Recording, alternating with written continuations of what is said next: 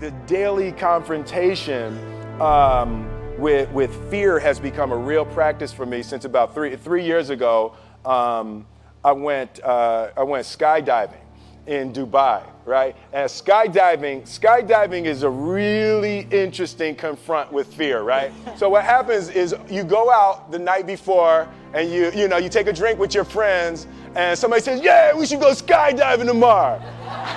And you go, yeah, we'll go skydiving tomorrow. Yeah, yeah. And you go, yeah. And everybody goes, yeah, right? And you go home by yourself, you're like,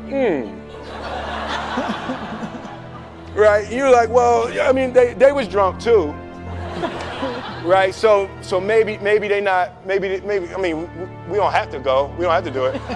So then that night you're laying in your bed and you just keep, and you're terrified. You keep imagining over and over again jumping out of an airplane and you can't figure out why you would do that, right?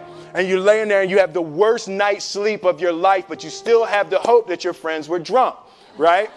So you wake up the next day and you go, down and you say where you were going to meet and everybody's there. All right, cool, right? So you get in the van and you don't know that your friends had the same night that you had because they're pretending like they didn't. They're like, yeah, man, my uncle's a Navy SEAL and this is going to be great. I've been looking forward to this. And you're like, oh my God. And your stomach is terrible. You can't eat and everything, but you don't want to be the only punk who doesn't jump out of this airplane. So you get there, and then you have this safety brief. And you're standing there, and the guys will tell you, well, if the chute doesn't open, what's going to happen is well, why the hell, what could happen? That the chute wouldn't open, right?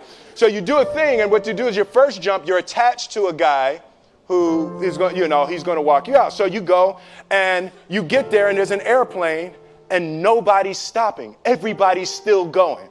So you get onto the airplane and you're sitting there and it's extra because you're sitting on some dude's lap, some stranger. You're sitting on his lap. And it's like, you're trying to make small talk. Yeah, man. So you be jumping with people all the time, huh? Right? So, and then you just want to make sure, you got kids, right? You got people you need to see, right?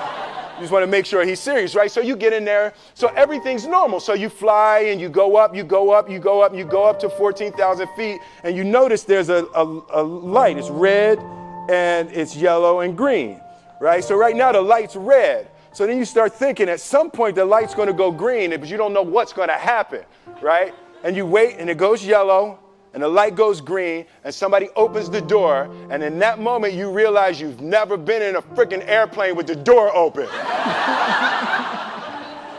Right? So terror, right? So you go, and then, if you were smart, you sat in the back so you don't go first, right? And then people start going out of the airplane. And you go, and the guy walks you up to the end of the thing, and you're standing and your toes are on the edge and you're looking out down to death. And they say, on 3. And they say, 1, 2. And he pushes you on 2 because people grab on 3, right? Right? And you go,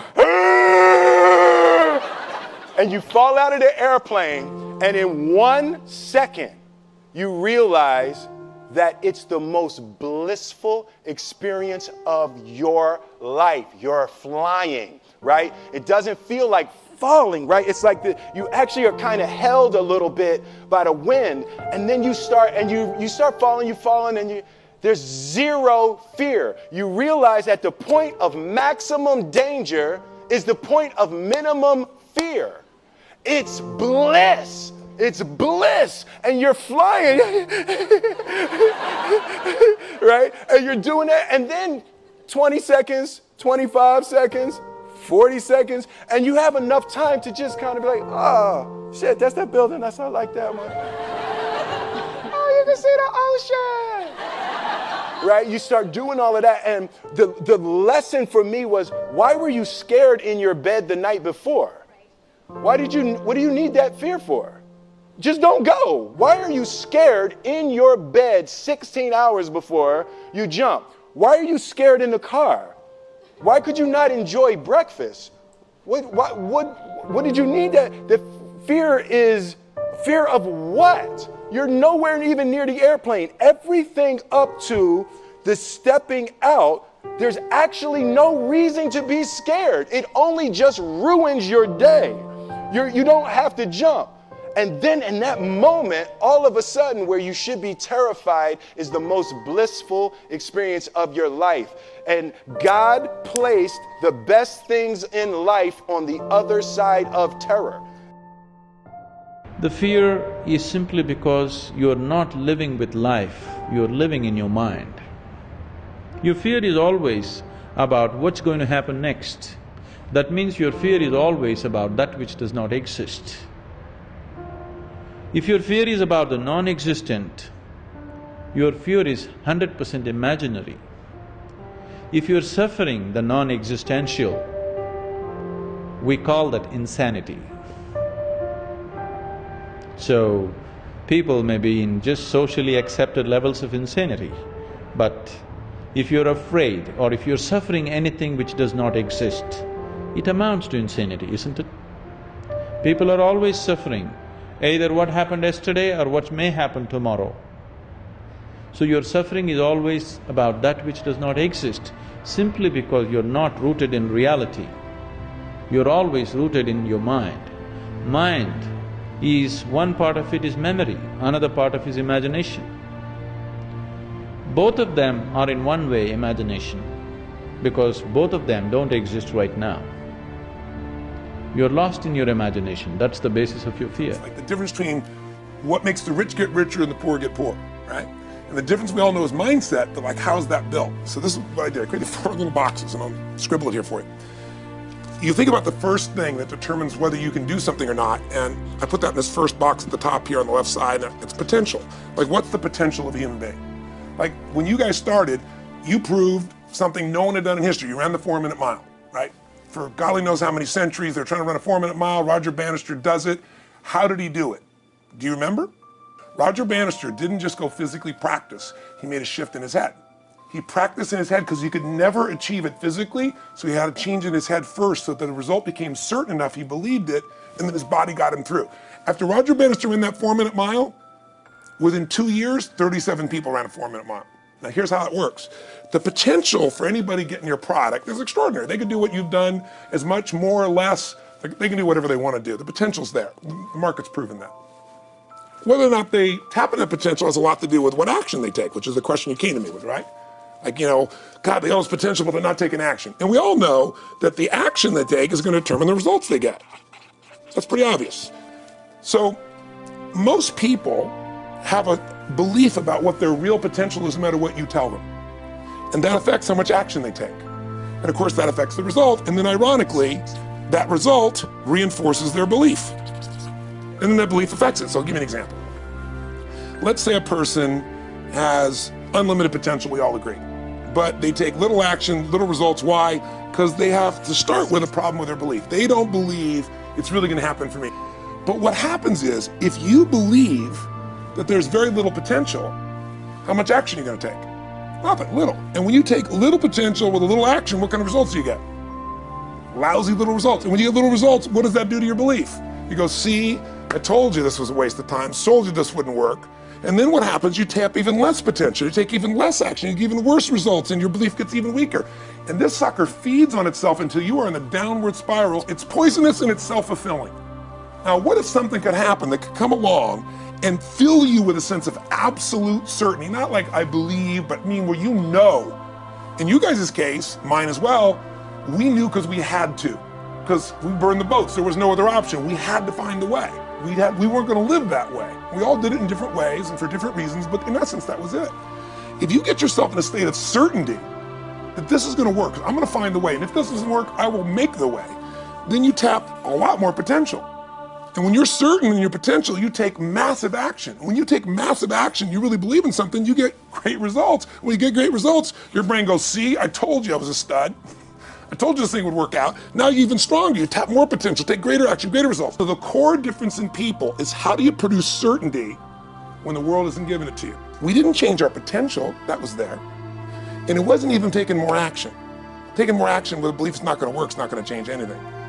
we got results in our head that made us feel certain as if it had already happened. They did studies, many have been done at this element, where they want to say, how much does the mind affect performance?